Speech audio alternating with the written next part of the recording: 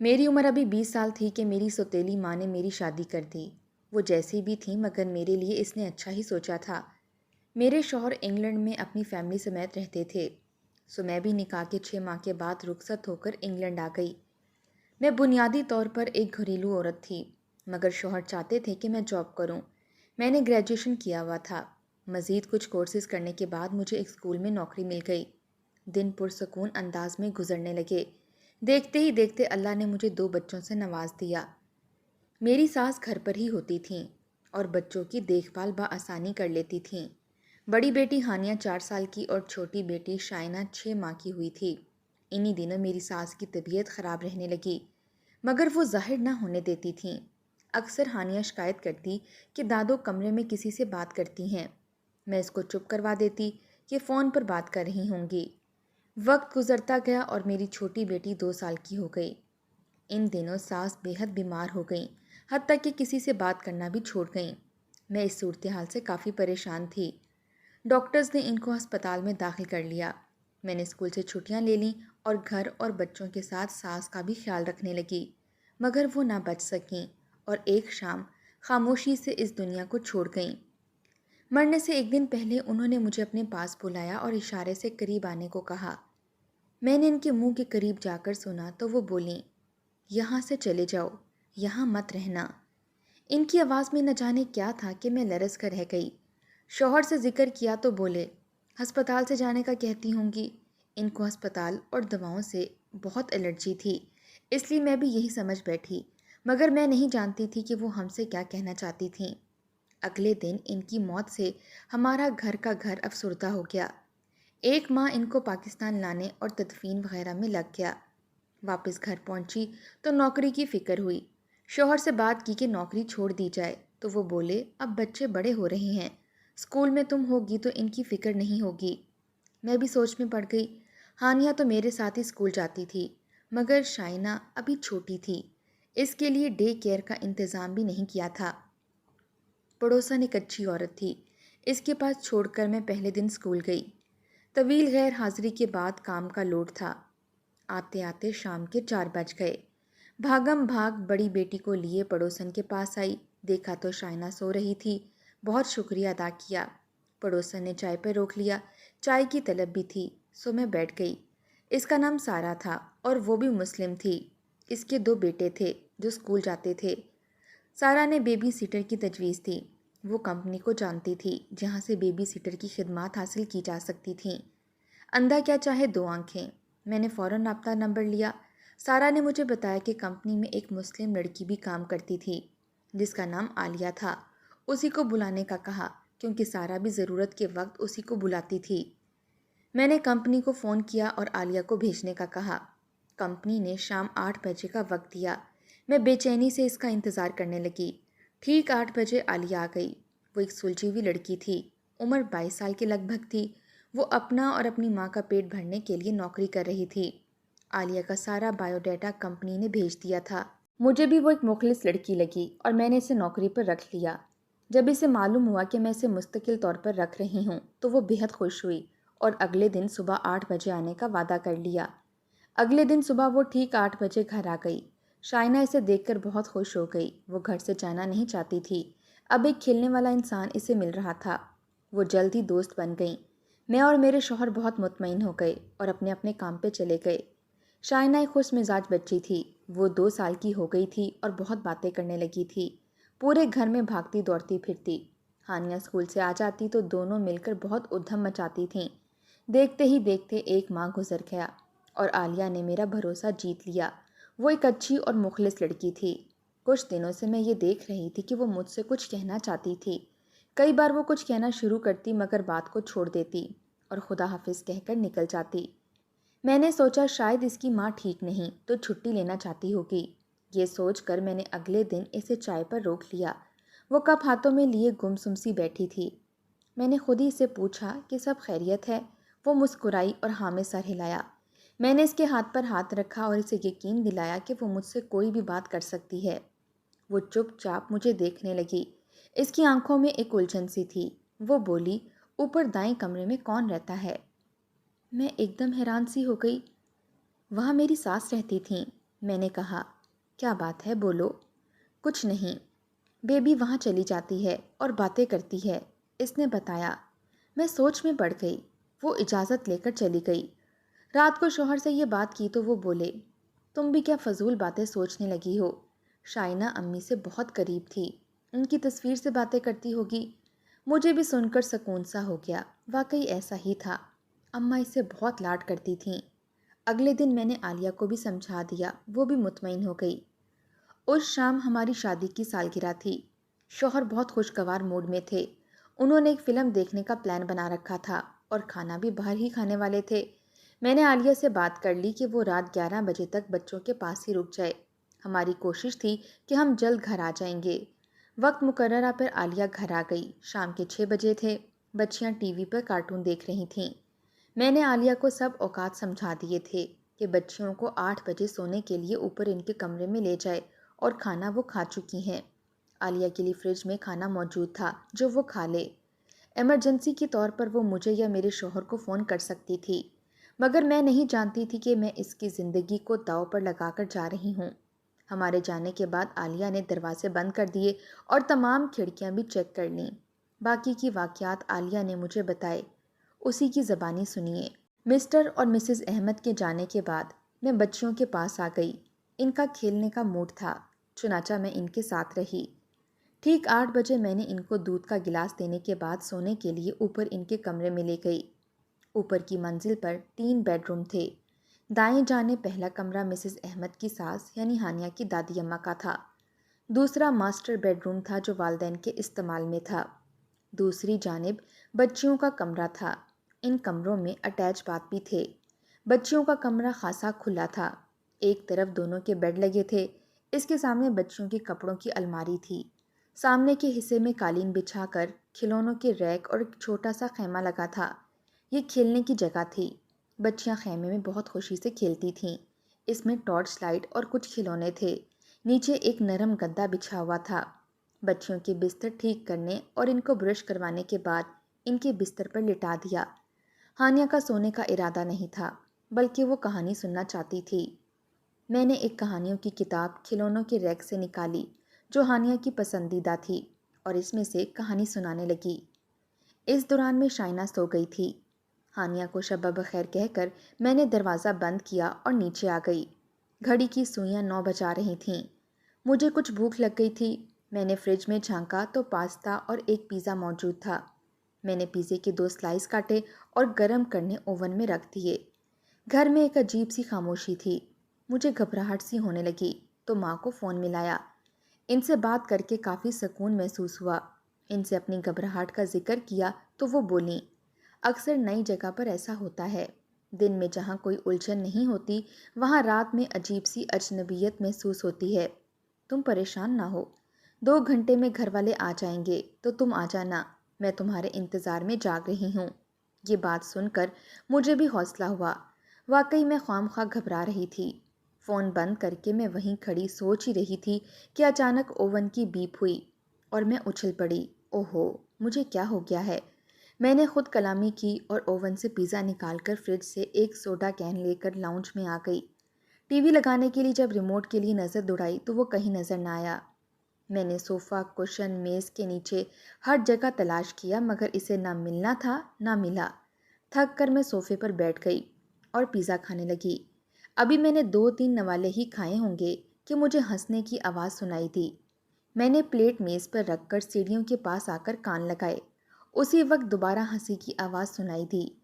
یہ دونوں ابھی تک سوئی نہیں، میں دل میں کہتی اوپر آ گئی۔ کمرے کا دروازہ کھلا تھا جبکہ مجھے یاد پڑتا تھا کہ میں اسے بند کر کے گئی تھی۔ میں نے آہستہ سے دروازہ کھولا۔ کمرے میں نائٹ لیمپ کی نیلی روشنی پھیلی ہوئی تھی۔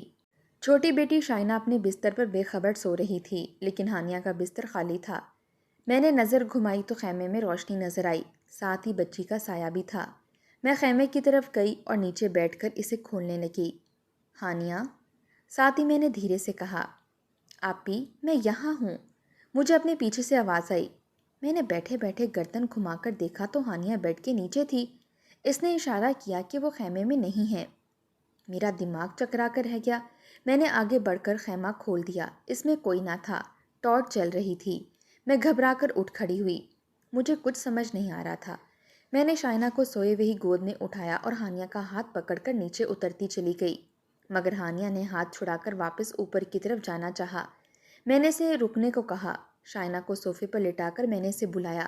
میں واپس جا رہی ہوں سونے کے لیے، اس نے کہا اور سیڑھیاں چڑھنے لگی۔ وہ لارا تھی، میری فرینڈ، امیجنری فرینڈ، اس نے کہا تو میں سناٹے میں رہ گئی۔ تم بستر کے نیچے کیوں تھی؟ میں نے پریشانی سے پوچھا۔ اس کی ماما آ گئی تھیں، وہ مجھے اچھی نہیں لگتیں، ڈراتی ہیں، وہ نارمل انداز میں بتا رہی تھی۔ میرا دماغ چکرا رہا تھا۔ خیمے میں ضرور کوئی تھا۔ کون تھا؟ یا پھر میرا وہم تھا؟ مجھے کچھ سمجھ نہیں آ رہی تھی۔ اس دوران ہانیہ اوپر چلی گئی اور میں ساکت بیٹھی چھوٹی کو دیکھتی رہ گئی۔ جو کچھ بھی تھا اس کا واسطہ اوپر کی منزل سے تھا۔ میرا وہم تھا یا حقیقت؟ ہانیہ کو نیچے لے آتی ہوں جب تک ان کے والدین نہیں آ جاتے، یہ سوچ کر میں ایک نظر سوئی ہوئی شائنہ پر ڈال کر اوپر جانے لگی۔ راہداری روشن تھی۔ دائیں جانب کے کمرے کا دروازہ کھلا تھا۔ یہ وہی کمرہ تھا جہاں احمد صاحب کی والدہ رہتی تھیں۔ یہ کمرہ اس دن سے ہمیشہ بند تھا جب سے چھوٹی بیٹی شائنہ وہاں باتیں کرنے لگی تھی۔ یہ دروازہ کیوں کھول دیا ہانیہ نے؟ یہ سوچتی میں کمرے کے پاس گئی۔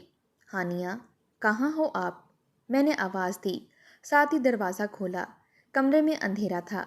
میں نے لائٹ کا بٹن تلاش کیا۔ بٹن دباتے ہوئے میں نے الماری میں آہٹ سنی۔ کمرہ خالی تھا۔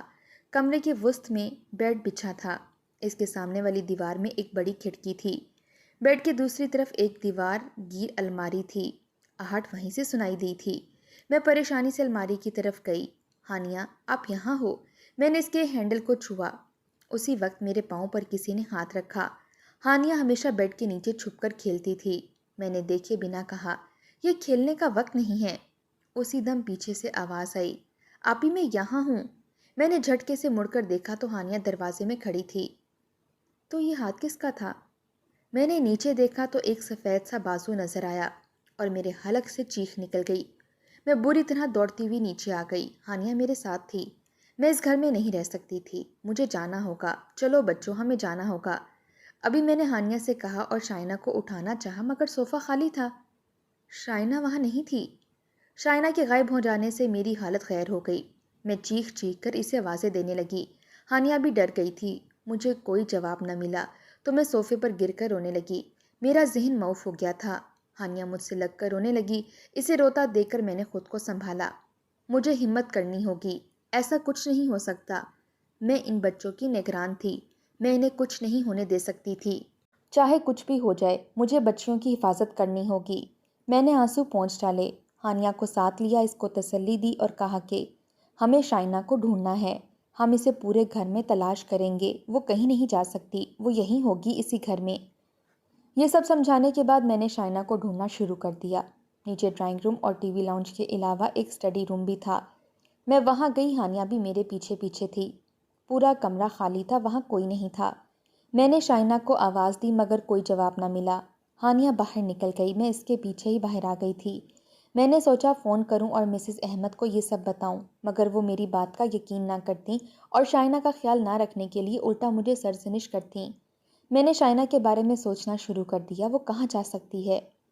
کہیں اپنی دادی اماں کے کمرے میں تو نہیں چلی گئی؟ یہ خیال آتے ہی میرا دل زور زور سے دھڑکنے لگا۔ اس کمرے میں ہی وہ ہاتھ دکھائی دیا تھا، مگر بچی کو اگر کچھ ہو جاتا تو میں اپنے آپ کو زندگی بھر معاف نہ کرتی۔ میں سیڑھیوں کے قریب آئی، اسی وقت مجھے رونے کی آواز سنائی دی۔ آواز اوپر سے ہی آ رہی تھی۔ شائنہ وہ اوپر تھی۔ میں سیڑھیاں چڑھ کر اوپر جانے لگی۔ ہانیہ مجھے روکنا چاہتی تھی مگر میں نے اسے وہیں رکنے کا کہا اور خود اوپر چڑھنے لگی۔ راہداری بالکل سنسان پڑی تھی۔ میں وہیں کھڑے سننے کی کوشش کر رہی تھی کہ آواز کہاں سے آئی تھی۔ اسی وقت میں نے دوبارہ رونے کی آواز سنی۔ آواز بالکل مدھم سی تھی۔ میں آہستہ آہستہ قدموں سے چلتی ہوئی کمرے کے قریب آئی۔ وہی خوفناک کمرہ۔ میں نے دروازے سے کان لگایا، آواز اندر سے آ رہی تھی۔ میں نے جلدی سے ہینڈل گھمایا مگر وہ نہ گھوما۔ دروازہ لاک تھا۔ میرا سر بھاری ہونے لگا۔ یہ دروازہ کھلا تھا جب میں اور ہانیہ نیچے بھاگے تھے مگر اب یہ لاک تھا اور چھوٹی بیٹی شائنہ اندر تھی، اسے کھولنا ہوگا۔ میں نے زور زور سے دروازہ دھڑدھڑایا مگر وہ نہ کھلا۔ رونے کی آواز بند ہو گئی تھی۔ میں نے چابی کی تلاش میں ادھر ادھر دیکھا۔ اسی وقت راہداری کے آخری حصے میں مجھے وہ خطرناک روح نظر آئی جو شاید لورا کی ماں تھی۔ اس منظر کی یاد مجھے عمر بھر دہلاتی رہے گی۔ وہ ایک عورت تھی مگر اس کا چہرہ بگڑا ہوا تھا، آنکھیں بالکل سفید اور لباس مٹیالہ جس پر خون کے دھبے سیاہ ہو چکے تھے۔ اس نے مجھے دیکھا اور خوف سے میری حالت خیر ہونے لگی۔ وہ زمین پر نہیں بلکہ چھت سے لگی تھی، اس کے پاؤں ہوا میں تھے۔ اسی وقت ہانیہ بھی اوپر آ گئی۔ اس نے ایک فلک شگاف چیخ ماری اور میرا دل جیسے دھڑکنا بھول گیا۔ میری آنکھوں کے سامنے اچانک اس کمرے کا دروازہ کھلا اور ہانیہ ایک جھٹکے سے اس میں چلی گئی۔ دروازہ دوبارہ بند ہو گیا۔ نہیں، تم ایسا نہیں کر سکتی۔ میری چیخ گلے میں گھٹ کر رہ گئی۔ میں دروازے کی طرف بھاگی، اسی وقت وہ میرے کان کے قریب چلائی، ہمیں اکیلا چھوڑ دو۔ وہ تو میرے پیچھے کھڑی تھی۔ مجھے ایک زوردار جھٹکا لگا اور میں ہوا میں اڑ کر سیڑھیوں سے ٹکرائی اور لڑکھڑاتی ہوئی سیڑھیوں سے نیچے جا گری۔ میرا سر ریلنگ سے ٹکرایا اور آنکھوں کے سامنے اندھیرا چھا گیا۔ بے ہوش ہونے سے پہلے آخری آواز جو میں نے سنی وہ ہانیہ کی چیخ کی آواز تھی۔ اس کے بعد مجھے کچھ ہوش نہ رہا، یہاں تک کہ واقعات عالیہ نے مجھے سنائے۔ ہم جب کھانے کے بعد گھر پہنچے تو گاڑی سے نکلتے ہی ہمیں ہانیہ کی چیخ سنائی دی۔ میں اور میرے شوہر گاڑی بند کرنا بھول کر اندر کی طرف بھاگے تو عالیہ سیڑھیوں کے نیچے بے ہوش پڑی تھی۔ اس کے ماتھے سے خون بہہ رہا تھا۔ ہانیہ اور شائنہ اوپر چلا رہی تھیں، ساتھ ہی دروازہ پیٹنے کی آوازیں بھی آ رہی تھیں۔ ہمیں کچھ سمجھ نہیں آیا کہ یہ کیا ہوا تھا۔ عالیہ کی حالت کافی خراب تھی۔ میرے شوہر نے ایمبولینس کو فون کیا اور میں اوپر بھاگی۔ اوپر پہنچی تو دیکھا کہ میری ساس کے کمرے سے بچوں کی آوازیں آ رہی تھیں۔ میں نے ہینڈل گھمایا تو دروازہ کھل گیا۔ اندر دونوں بچیاں بند تھیں، رو رو کر برا حال تھا۔ ہانیہ کے بائیں گال پر نیل پڑا تھا اور ہونٹ بھی پھٹا ہوا تھا۔ اس نے مجھے دیکھا تو روتی ہوئی مجھ سے لپٹ گئی۔ شائنہ زمین پر لیٹی تھی، اس کے ہاتھ میں ایک ڈائری تھی۔ میں نے اسے گود میں لیا اور نیچے آ گئی۔ عالیہ کے لیے ایمبولینس آ گئی تھی، وہ ابھی تک بے ہوش ہی تھی۔ ہانیہ اسے دیکھ کر آپی آپی چلانے لگی۔ آپی کو کیا ہوا؟ وہ مجھ سے پوچھ رہی تھی۔ میری سمجھ میں کچھ نہیں آ رہا تھا۔ ہم سب ہسپتال چلے گئے۔ عالیہ کی والدہ کو اطلاع دے دی گئی، وہ بھی وہاں آ گئی تھیں۔ ڈاکٹروں نے بتایا کہ عالیہ کو گہری چوٹیں نہیں ہیں، وہ جلد ٹھیک ہو جائے گی، اور ہانیہ کو بھی دوا دے دی۔ ہانیہ نے مجھے بتایا کہ دادی اماں اسے کمرے میں لے گئی تھیں اور شائنہ کو بھی۔ ہم نے وہاں یہی کہا کہ دونوں سیڑھیوں سے گر گئی تھیں۔ شائنہ کے پاس جو ڈائری تھی وہ میری ساس محرومہ کی تھی۔ اس کو پڑھا تو معلوم ہوا اس گھر میں کئی سال پہلے ایک ماں بیٹی کو قتل کر دیا گیا تھا۔ پولیس کو قاتل کا سراغ نہ مل سکا تھا۔ بعد میں معلوم ہوا کہ باپ ہی ان دونوں کا قاتل تھا۔ ان کی روح اب تک وہیں تھی، وہ وہاں کسی کو آباد نہیں دیکھ سکتی تھیں۔ میری ساس نے ایک روحانی عمل کے ذریعے ان کو اپنے کمرے تک محدود رکھا تھا، مگر ان کی وفات کے بعد وہ بچیوں پر حاوی ہونے لگی تھیں۔ دوسرے روز عالیہ نے جب یہ سب واقعات سنائے تو مجھے اپنی ساس کی بات یاد آئی کہ یہاں سے چلے جانا، یہاں مت رکنا۔ عالیہ نے جو کیا میں اس کا بدلہ نہیں دے سکتی تھی، اس نے اپنی جان کو خطرے میں ڈالا تھا۔ ہم نے اسی ہفتے مکان بدل لیا۔ اس عرصے میں بچوں کے ساتھ ایک ملنے والے کے گھر رہی۔ میری بچیاں اور عالیہ آج بھی بہت اچھے دوست ہیں، اور عالیہ اور اس کی والدہ ہمارے گھر کے فرد کی طرح ہیں۔